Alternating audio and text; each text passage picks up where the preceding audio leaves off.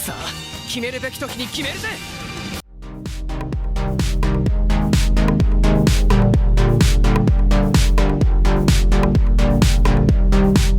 Di awal chapter kita diperlihatkan suasana di dalam kelas yang sepertinya saat itu adalah jam istirahat makan siang. Tapi ada seorang siswa yang mencampurkan semua makanannya baik itu roti, sup dan juga susu ke dalam satu wadah dan kemudian memakannya. Ia adalah Ryu Ichigo, tokoh utama kita di cerita ini. Meski seluruh orang yang ada di sana merasa jijik dan guru juga udah melarang hal itu karena itu bukan tindakan yang baik, namun Ryu nggak peduli dan berteriak jika aku sudah selesai makan. Ia pun kemudian pergi keluar dan berkata ke temannya yang bernama Yuto jika aku duluan. Si Yuto ini juga menjawab jika aku akan segera menyusul, tapi ya Ryu bilang jangan memaksakan diri, dan ternyata menurut teman-temannya yang lain Ryu emang selalu seperti ini setiap hari. Ia seperti hidup untuk bermain di belakang sekolah saat jam istirahat, tapi ya teman-temannya paham karena Ryu adalah pecandu sepak bola dan ia bermimpi untuk bisa bermain untuk tim nasional Jepang. Di sisi lain kita kemudian diperlihatkan Ryu yang bermain di halaman sekolah dan di saat itu ada Yuto dan juga Yuki yang datang menyusul Ryu. Dan BTW Yuki dan Yuto ini bocah kembar, tapi Yuto itu seorang anak laki-laki dan Yuki seorang anak perempuan. Namun meski Yuki ini perempuan tapi ia juga bermain sepak bola. Bahkan ketika Ryu menguasai bola dan berhasil melewati orang yang menjaganya dengan teknik spin atau putaran, Ryu kemudian memberikan operan ke tengah kepada Yuto, tapi si Yuto ini malah sengaja untuk gak menembak dan membiarkan bola ke arah Yuki. Yuki pun berhasil menembak dan bahkan tembakan Yuki berhasil menjadi gol, dan hal ini membuat Ryu terkejut dan bertanya-tanya bagaimana bisa Yuto tahu kalau Yuki ada di sana dan berdiri bebas. Tapi ya mungkin karena mereka itu kembar makanya saling memahami.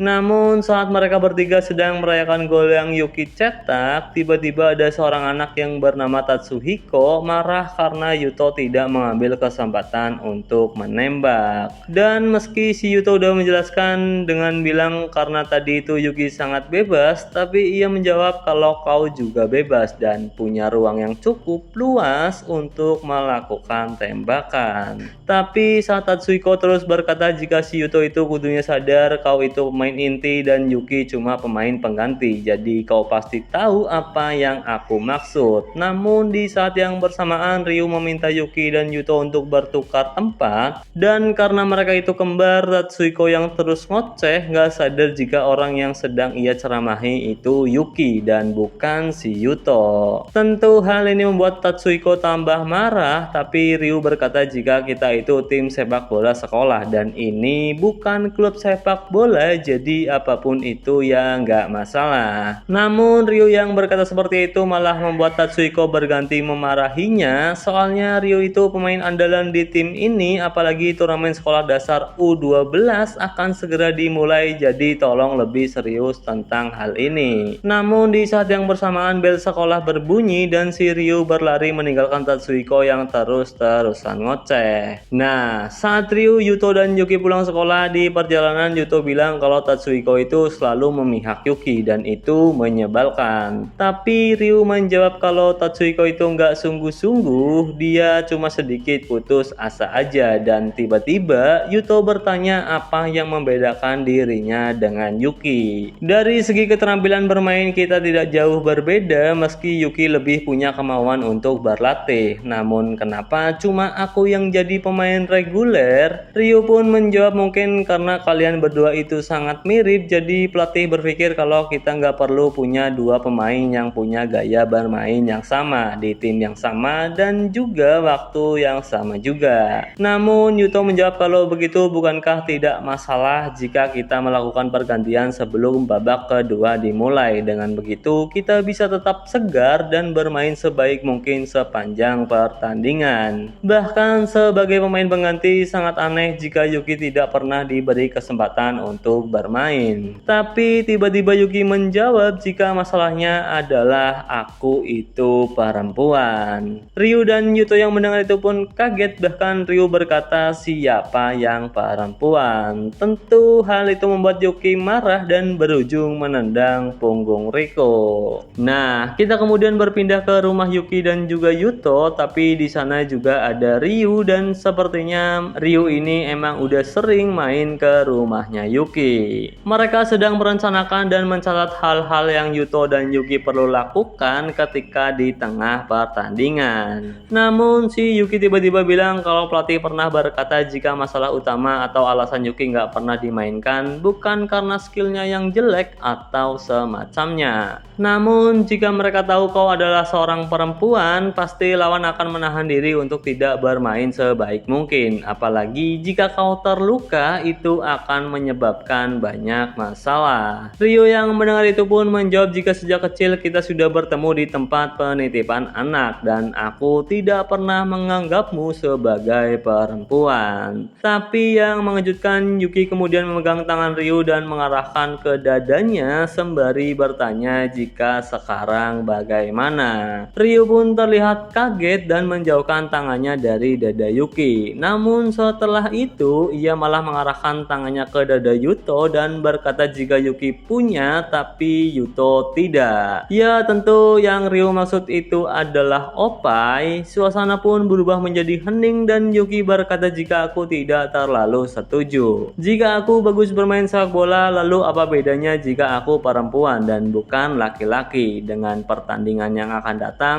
meskipun aku sudah sering berlatih tapi tidak pernah bermain. Opai ibuku cukup besar dan mungkin punyaku juga akan sebesar itu ketika besar nanti. Sekali saja aku ingin menerima umpan dari Ryu dan mencetak gol di pertandingan resmi. Sepertinya Yuki ini memang ingin sekali bermain sepak bola bersama Ryu, bahkan ia berkata seperti itu sembari meneteskan air mata. Ryu dan Yuto yang mendengar itu pun hanya diam, namun tiba-tiba Ryu memanggil Yuto dan juga Yuki, tapi setelahnya mereka semua malah terlihat kaget. Sepertinya Ryu punya rencana untuk Yuki bisa bermain di pertandingan resmi, tapi kita nggak langsung diberitahu apa rencana mereka bertiga. Ryu cuma bilang kalau kita masih punya waktu, jadi jika kau mau melakukannya sekarang atau tidak sama sekali. Nah, ketika hari pertandingannya tiba, kita diperlihatkan Yuto dan Ryu yang berdiri di pinggir lapangan. Namun si Yuto ini kayaknya agak gugup karena sembari melihat ke sekitar, ia memegang dadanya. Pada awalnya Mimin kira itu beneran Yuto, tapi ternyata itu adalah Yuki. Pasalnya saat Ryu berkata untuk tetap tenang dan si Yuki yang menyamar menjadi Yuto ini bilang kalau aku bersyukur akhirnya bisa bertanding di pertandingan resmi. Ia juga berterima kasih kepada Ryu atas rencana yang ia susun, namun si Ryu menjawab hanya untuk hari ini saja. Nah, buat kalian yang masih bingung, ternyata rencana Ryu untuk Yuki bisa bermain adalah tukeran tempat. Sederhananya karena Yuki dan Yuto ini kembar, jadi si Yuki menyamar menjadi Yuto dan si Yuto menyamar menjadi Yuki. Di sisi lain, Yuto yang menyamar menjadi Yuki terlihat di bangku penonton dan kocaknya ia mengenakan pakaian wanita, bahkan ia juga terlihat memakai rok. Meski tidak ada orang yang mengetahui penyamaran mereka berdua, namun saat timnya Ryu meneriakkan yel-yel mereka sebelum bertanding, si pelatih terus-menerus melihat ke arah Yuki, tapi untungnya ia cuma bilang jika hari ini kau terlihat bersemangat. Ryu pun menutup-nutupi Yuki dengan berkata ke pelatih jika hari ini Yuto berada di kondisi terbaiknya, dan Ryu juga berbisik kepada Yuto yang aslinya itu Yuki, jika kau melihat peluang teruslah mencetak gol dan anggap saja tidak ada hari esok. Yuki pun menjawab oke dan berkata kau juga teruslah membantu seperti tidak ada hari esok. Nah, ketika pertandingan antara timnya Ryu yang bernama Ohurai FC melawan Kawata FC dimulai, Ryu yang terlihat menguasai bola, ia kemudian memberikan operan ke depan kepada Yuki. Yuki juga terlihat bisa menerima operan Ryu dengan sangat baik. Di sisi lain, Tatsuhiko berlari di belakang Yuki dan meminta bola. Namun Yuki tak memperdulikannya dirinya dan malah melakukan gerakan memutar sembali melewati back lawan dan kemudian melakukan tembakan. Namun sayangnya tembakan Yuki masih jauh di atas gawang. Di sisi lain Tatsuhiko yang melihat itu sedikit terkejut. Ia pun mendekat kepada Yuto yang aslinya itu Yuki dan berkata, jika permainanmu hari ini berbeda. Sebelumnya mah kau tidak pernah menembak. Di sisi lain, Yuto juga mengakui jika aku ada di posisinya Yuki, tidak mungkin aku memiliki keberanian untuk menendang. Mendengar perkataan Tatsuhiko, Yuki pun terlihat panik, tapi ia beralasan jika hari ini aku sedang putus asa. Dan untungnya si Tatsuhiko ini tipe orang yang gampang percaya. Meski dia terdiam dan berpikir sebentar, tapi Tatsuhiko kemudian memunggul punggung Yuto yang aslinya itu Yuki dan berkata, akhirnya kau mengerti apa arti menjadi pemain reguler. Namun di saat yang bersamaan ada ibu dan ayah mereka yang baru datang dan si ibunya Yuto bertanya, kenapa kau memakai pakaian yang seperti itu? Yuto pun gak bisa menjelaskan dan berujung kena marah ibunya. Nah, kita kemudian berpindah sebentar ke dalam lapangan di mana Tatsuhiko yang menguasai bola dan ia langsung memberikan operan kepada Yuki. Namun si Yuki malah gagal menerima operan dengan baik dan berujung pada lawan yang berhasil mencuri bola. Lawan yang tinggal berhadapan satu lawan satu dengan kiper dan si Yuki terlihat sudah pasrah, namun di sisi lain Ryu terlihat mundur ke belakang dan saat lawan mencongkel bola dan kelihatannya udah pasti bakalan masuk, tapi tiba-tiba ada Ryu yang dengan cepat menghalau bola. Penyelamatan super yang Ryu lakukan pun menjadi tanda berakhirnya babak pertama dan kedudukan juga masih 0-0. Nah, saat jeda pertandingan si Tatsuhiko Ino tiba-tiba berkata kepada Yuto yang terakhir itu jangan dipikirkan, namun sembari menyebut nama Yuki. Tentu Yuki dan Ryu yang mendengar itu terkejut, namun ketika Tatsuhiko ingin berkata lagi, dengan cepat Ryu menutup mulutnya. Kejadian ini pun menarik perhatian pelatih, tapi untungnya ia cuma berteriak, apa yang kalian lakukan? Cepat kembali ke posisimu, apakah kalian tidak ingin menang? Sembari menutup mulut Tatsuhiko, Ryu pun menjawab untuk menyerahkan babak kedua kepada kami. Nah, ketika babak kedua akan segera dimulai, si Tatsuhiko ini masih nggak percaya apa yang Yuki, Yuto, dan Ryu lakukan di pertandingan resmi. Namun Ryu menjawab jika kita tidak bisa menghentikan hal ini sekarang dan jika ada orang yang harus disalahkan itu adalah aku dan juga Yuto. Tatsuhiko pun cuma diam, tapi ya sebenarnya ia juga ikutan kesal. Ryu juga kemudian bertanya ke Yuki, apa kau masih bisa bermain? Dan dengan ekspresi yang tertekan, Yuki hanya menganggukkan kepalanya aja. Nah, ketika pertandingan babak kedua dimulai, kita diperlihatkan Ryu yang sedang menguasai bola dan berhasil melewati lawan. Di sisi lain, Yuto juga memberikan semangat, tapi ya si ibunya ini masih nggak percaya apa yang anak-anak mereka lakukan. Namun menurut si ayah mah nggak masalah dan cuma bilang untuk menikmati pertandingan dan menonton bagaimana Yuki bermain sepak bola. Di sisi lain, Ryu yang sebelumnya berhasil melewati lawan, ia langsung memberikan killer pass ke depan kepada Yuki, namun sayangnya Yuki tidak bisa menerima umpan Ryu dan kembali membuang-buang peluang. Ryu pun bertanya ke Yuki, apa kau tidak terluka? Namun dengan ekspresi putus asa, Yuki menjawab jika tadi itu kesempatan yang luar biasa. Seharusnya aku paham jika aku tidak bisa melakukan hal ini. Tapi Ryu kemudian bertanya kemana perginya semua semangatmu itu? Jangan menjadi orang bodoh dan jangan menyerah. Melalui semangat yang Ryu berikan, Yuki pun bangkit kembali. Namun sebelum pertandingan dimulai kembali, Ryu terlihat berbisik kepada Yuki, tapi ya kita nggak langsung diberitahu apa yang Ryu bilang kepada Yuki. Dan di saat Ryu kembali menguasai bola, di sisi lain pelatih mereka berteriak jika kita kehabisan waktu. Namun di saat yang bersamaan, Ryu malah dihadang oleh dua pemain. Tatsuhiko yang melihat itu pun berteriak jika kau tidak akan bisa melewati mereka. Tapi dengan ekspresi tersenyum, Ryu berkata jika kita pasti akan menang. Ia pun bergerak ke kiri untuk mengecoh pemain pertama dan mengolongi pemain berikutnya. Ryu juga berhasil masuk ke dalam kotak penalti dan saat ia melihat ke sisi lain ada Tatsuhiko yang meminta bola. Ryu pun langsung memberikan operan, tapi sayangnya bukan Tatsuhiko yang Ryu tuju, melainkan Yuki yang sudah berada di tengah kotak penalti dan dengan epik ia berhasil menyundul bola sekaligus mengonversi operan Ryu menjadi gol. Mereka pun merayakan gol yang Yuki cetak. Di sisi lain Tatsuhiko berkata di dalam hatinya jika Ryu sengaja menjadikan dirinya sendiri menjadi target dengan dribble tadi. Ia ingin memastikan jika Yuki berdiri bebas, dia masih tetap tenang meski kita kehabisan waktu dan semua orang mulai panik. Tatsuhiko pun kemudian memukul Ryu dan berkata kerja bagus. Di sisi lain Yuto yang melihat gol Yuki dari bangku penonton terlihat sangat gembira. Bahkan saking gembiranya, ia keceplosan dengan berteriak, "Yuki, kau berhasil melakukannya."